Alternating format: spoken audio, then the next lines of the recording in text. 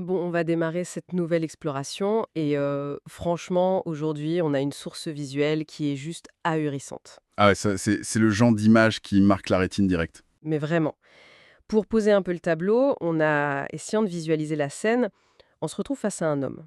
Un homme d'âge mûr, le crâne un peu chauve, et il porte juste un maillot de bain noir. Un slip de bain très classique, ouais. C'est ça, très basique. Il est debout au milieu d'une immense étendue déserte. Il a les bras sagement rangés dans le dos. Il regarde droit devant lui.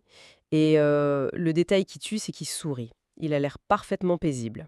Sauf que, Sauf que l'arrière de son crâne et de son cou s'étire d'un coup de manière brutale. Sa chair se courbe vers l'avant. Elle perd totalement sa texture humaine et elle se fige pour se transformer sous nos yeux en un gigantesque manche d'instrument à cordes, en bois massif. et le mouvement ne s'arrête pas là d'ailleurs. Ce manche énorme plonge vers une caisse de résonance assez hybride, et la base de cet instrument commence à fondre lentement pour développer des racines. Des racines sombres. Exactement. Des racines qui viennent s'enfoncer et s'ancrer avec force dans la terre grise sous ses pieds. Et tout ça, c'est l'univers du peintre marocain Danuzouia. C'est une image qui défie toute logique quand on la regarde la première fois. Et notre mission aujourd'hui, c'est justement de dépasser ce choc visuel initial. Ouais. Ne pas s'arrêter au côté bizarre, quoi. Voilà. On va pas juste dire oh là là, c'est étrange. Le but, c'est de comprendre comment et surtout pourquoi cette mutation opère. Et pour le faire sans se noyer dans un jargon artistique hyper complexe, la toile nous donne un peu son propre mode d'emploi. C'est-à-dire une lecture très verticale. Exactement. Un mouvement qui part de tout en haut, donc de l'esprit, pour descendre inexorablement vers le sol. Ce choix de la verticalité, c'est vraiment la clé de voûte de cette œuvre. Le tableau de Dany Zougir s'inscrit dans une grosse tradition surréaliste, tu sais, où la matière devient super élastique. Un peu comme les montres molles de Dali. Totalement, c'est la même famille visuelle, la frontière entre le vivant et l'objet s'effondre. Mais chez lui, la déformation n'est pas gratuite. Elle suit un trajet anatomique et psychologique super précis. On part du ciel, on traverse l'intellect, on passe par l'émotion pour finalement percuter la réalité de la Terre. Bon bah, amorçons cette descente du coup. Et moi, la première chose qui me frappe avant même de parler de la mutation, c'est le contraste, hein. Le contraste entre le personnage et le décor. Oui, le contraste saisissant entre le sujet humain et l'immensité du truc. C'est presque déroutant de banalité au centre. On regarde cet homme et il a rien d'une figure héroïque. C'est clair, il incarne l'ordinaire pur. Le peintre aurait pu peindre un dieu grec, tu vois, un corps hyper musclé pour accentuer le côté épique. Pour faire un peu mythologie de la création, ouais. Ouais.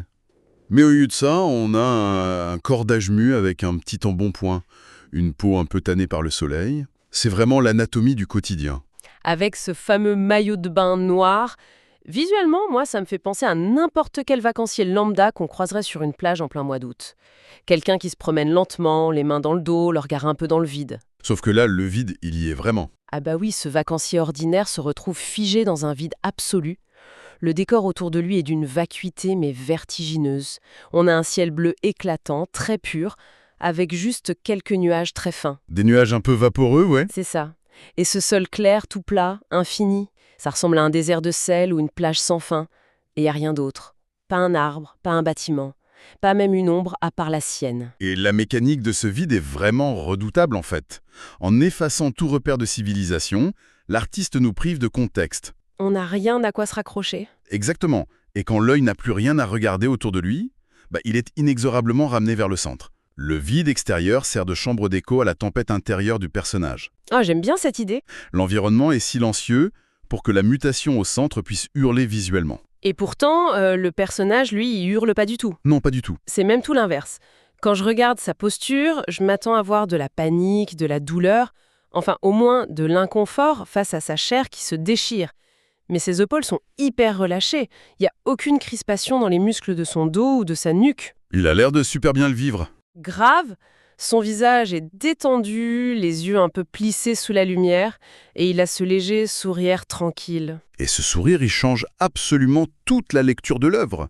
S'il hurlait de douleur, on serait face à une scène de torture, tu vois, une espèce de punition divine. Genre Prométhée qui se fait manger le foie. Voilà, exactement. Mais ici, sa décontraction indique une acceptation totale. Il y a une forme d'abandon très paisible. Il ne subit pas la distorsion de la réalité, il l'habite, cette distorsion. En fait, on pourrait se dire que si son corps est si calme, si ordinaire, c'est parce que le physique a été mis sur pause.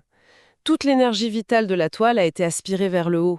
La tension, elle n'est pas dans les muscles, elle bouillonne directement dans la zone de l'intellect. Et c'est ce qui déclenche la mutation, ouais. C'est ça. Et là, la transition entre la peau et le bois est peinte avec une fluidité vraiment dérangeante. L'arrière de son crâne s'allonge. On voit littéralement la texture de la chair humaine, avec sa couleur rose-brune, s'étirer et se durcir progressivement pour devenir ce manche de guitare. C'est le point de fusion parfait entre la biologie et l'objet. Et il y a un détail qui rend cette fusion hyper percutante, ce sont les mécaniques. Les chevilles de réglage. Oui, les petites chevilles métalliques qu'on utilise pour accorder les cordes. Elles sont pas juste posées sur le bois, elles sont incrustées, plantées directement à la base de son cou, pile là où l'organique capitule face à l'objet. L'insertion de ces pièces de métal rigides dans une zone aussi sensible que la nuque, ça crée un malaise visuel très fort, je trouve. Ça suggère une intervention mécanique sur la pensée elle-même. On accorde cet esprit comme on règle une machine. Ouais, c'est un peu fripant. Et si on observe la trajectoire de ce coup démesuré, il ne s'élance pas vers le ciel de manière triomphale. Il ploie. Il se courbe super lourdement vers l'avant, ramenant tout le poids de l'instrument devant le torse de l'homme. Et cette courbure, ça soulève une interrogation fondamentale. Moi, je trouve qu'il y a un paradoxe énorme dans cette image. L'homme fusionne avec un instrument, mais il garde les mains fermement derrière le dos. Il ne joue pas du tout. Non, il est totalement passif. Du coup, ça me pousse à inverser la lecture de la scène. Est-ce que c'est vraiment lui qui génère l'art par la magie de son esprit, ou est-ce que c'est l'instrument qui est en train de le parasiter? Ah, c'est intéressant ça. La nature même de la création artistique. Si on analyse la psychologie de l'artiste, ce parasite est bien réel. Mais il est consenti. C'est un parasite invité, en quelque sorte. Exactement. La déformation anatomique que peint Danny Zouhir ici, c'est la traduction littérale de la charge mentale. L'obsession créative, c'est pas un accessoire qu'on pose sur son bureau à 18 h en rentrant chez soi. C'est clair. Ça déforme la perception du créateur. Ça altère sa façon d'être au monde de façon permanente. Donc, ce poids énorme qui courbe son cou, c'est le poids de sa propre vocation, en fait. L'art exige de la place et ça demande un lourd tribut physique et mental. C'est exactement pour ça que la courbure est si prononcée. Le manche pèse extrêmement lourd. La création, c'est un fardeau. Mais il faut pas oublier le fameux sourire de l'homme dont on parlait. La contradiction magnifique. Voilà. C'est une aliénation joyeuse. L'artiste accepte que son esprit soit étiré et transformé. Il accepte ce poids, parce que c'est cette déformation même qui donne un sens à sa vie. Le parasite, comme tu disais, c'est la source de sa sérénité. C'est fou comme concept. Et en suivant cette courbure, en sentant ce poids qui tire vers le bas, notre regard est forcé de descendre aussi. On quitte la tête pour entrer dans la machinerie interne de son art. Et la base du manche vient s'encastrer dans une caisse de résonance qui est, qui est une chimère absolue. Oui, on sort complètement des catégories habituelles des instruments. C'est ni tout à fait une guitare, ni tout à fait un violoncelle. Non, c'est un mélange. On y retrouve la texture, cette couleur bois, orange et marron qu'ont les guitares acoustiques. Et on distingue bien les cordes métalliques hyper tendues au centre. Avec le chevalet en bois en bas pour maintenir la tension. C'est ça. On voit même les ouvertures latérales, les petites zouilles en forme de F, tu sais, typiques des violons, des violoncelles. Oui, les ouïes classiques. Mais la silhouette globale de l'objet, ça trompe pas. C'est un cœur humain géant. La symétrie, la forme évasée sur le dessus, les lobes un peu gonflés qui imitent les ventricules, c'est vraiment une anatomie de bois et de chair mélangée. Et le choix de cette forme de ventricule, c'est le grand point d'articulation du tableau. Faut se rappeler notre trajet vertical. De haut en bas. Oui, on est parti de la tête du ciel breu, le domaine de l'intellect pur, la pensée abstraite, très volative. Mais une idée intellectuelle, même géniale, ça reste un peu froid. Ça manque de substance. Voilà. Pour qu'une note de musique ou une œuvre d'art résonne vraiment et touche le monde extérieur, l'intellect tout seul suffit pas. Il a besoin d'une caisse de résonance. Et c'est là que le cœur entre en jeu. Donc le cœur agirait comme une sorte de transformateur d'énergie. Il récupère la pensée super froide qui descend du manche et il la convertit en émotion brute. Exactement. C'est l'émotion qui donne du volume et de la chaleur à l'idée. Sans ce passage par l'émotion, l'art, ça reste une théorie silencieuse. C'est très beau ça. Le ventre de l'instrument, en forme de cœur, il montre que la passion, c'est le seul pont viable entre le monde des idées dans les nuages et le monde matériel, tout en bas. Et justement, ce monde matériel, il nous attend en bas. Parce que le voyage de l'œil s'arrête pas au cœur de l'instrument. La partie inférieure de cette guitare-chœur subit à son tour une métamorphose assez radicale. Ah oui, la fonte du bois. Oui, le bois massif verni hyper rigide commence littéralement à fondre. On voit la matière se liquéfier. Ça s'écoule vers le bas pour former une tige très sombre, comme un petit tronc d'arbre, Un tronc qui touche le sol gris. et qui s'y incruste super profondément.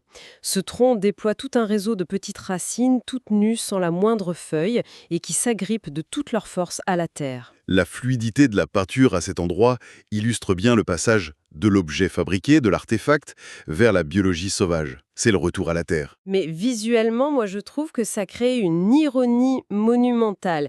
Si on regarde les jambes de cet homme, elles sont posées sur ce sol plat qui s'étend à perte de vue. Ses pieds nus sont libres. Techniquement, ce gars pourrait se mettre à marcher ou à courir sur cette plage. Il a la liberté de mouvement d'un promeneur tout à fait classique. Et pourtant, son esprit, par l'intermédiaire de cet instrument hyper lourd, est cloué, vissé, enraciné dans le sol bis. C'est dingue, non? Il est physiquement libre, mais intellectuellement et émotionnellement, il est totalement captif de son point d'ancrage. C'est fascinant, parce que cette tension entre les jambes libres et l'esprit enraciné, c'est le grand paradoxe de la condition créative. L'intellect humain veut toujours s'élever, flotter dans les nuages pour explorer l'abstrait de ce grand ciel bleu. S'affranchir de la gravité, quoi. C'est ça. Mais pour qu'une œuvre d'art existe vraiment, pour qu'elle puisse être partagée avec les autres, elle ne peut pas rester une abstraction flottante. Elle doit impérativement s'incarner dans la réalité. Elle doit toucher le sol. De toute façon, sans ses racines, l'instrument gigantesque basculerait. Le poids de la pensée ferait s'effondrer le bonhomme en avant. Ah bah oui, c'est la fonction vitale des racines. Elles représentent les contraintes nécessaires. Ça peut être la discipline technique dont l'artiste a besoin, le besoin de gagner sa vie, ou juste l'obligation de communiquer avec le reste de l'humanité, de se frotter à la trivialité du monde réel. Redescendre sur Terre. Oui, le sol gris a pas l'air très attirant comparé au ciel éclatant, c'est sûr. Mais sans cette terre, l'arbre de la créativité peut pas tenir debout. Le créateur a besoin de ses racines pour canaliser le chaos qui est dans sa tête. Donc la boucle est vraiment bouclée. Le ciel fournit l'idée pure. Le cœur vient la charger d'émotions. Et la terre lui donne la stabilité pour qu'elle puisse exister. C'est super fort. La peinture de Denis Ouïr, c'est pas juste une juxtaposition absurde de chair et de bois. C'est vraiment une dissection d'une précision clinique de comment naît une vocation. C'est toute la force de ce symbolisme. Réussir à condenser un processus aussi invisible et immatériel que la création intellectuelle en une mécanique visuelle indéniable. L'art surréaliste fonctionne super souvent comme un miroir qui déforme l'apparence pour révéler une architecture psychologique. Et le vide autour sert d'écrin à tout ça. Voilà, le vide de la scène permet à cette architecture psychologique de prendre toute la place. Si on rassemble un peu toutes les pièces de ce puzzle qu'on vient d'analyser, on voit que le message dépasse carrément le seul cadre des peintres ou des musiciens. En observant cet homme ordinaire qui sourit alors que son esprit s'étire et fusionne avec la terre, on réalise que cette toile parle de la nature de toutes les passions humaines. C'est universel, oui. Nos vocations profondes, que ce soit, je sais pas moi, la recherche scientifique, l'artisanat, l'écriture, n'importe quel domaine qui nous obsède, ce sont jamais de simples ajouts périphériques à notre vie. Ce ne sont pas des simples petits hobbies qu'on manipule de l'extérieur en dilettant. Les passions, elles ont une texture organique. Elles finissent par altérer notre structure interne. Elles nous déforment d'une manière hyper fondamentale. Elles exigent qu'on sacrifie une petite part de légèreté. Elles pèsent lourd sur notre esprit et elles accaparent notre attention. Mais elles donnent un sens. C'est exactement ça. Tout comme le personnage qui accepte sereinement son sort, c'est cette déformation qui nous empêche de dériver sans aucun but. C'est ce poids qui nous donne un centre de gravité, en fait. Nos obsessions nous ancrent. Elles font pousser des racines dans le sol pour nous retenir et nous empêcher d'être balayés par le vide immense qu'il y a tout autour. Au final, la nécessité de la contrainte, c'est peut-être la plus belle leçon de cette œuvre. L'esprit cherche toujours l'infini, mais notre humanité réside dans notre capacité à nous attacher volontairement à la réalité. Ça, c'est une pensée vraiment géniale à emporter avec soi. Parce qu'en général, on aime bien que la réalité reste sagement dans des petites cases bien définies.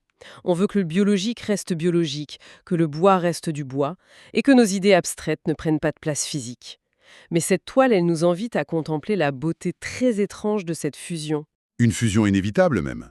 Et du coup, ça laisse une question fascinante en suspens.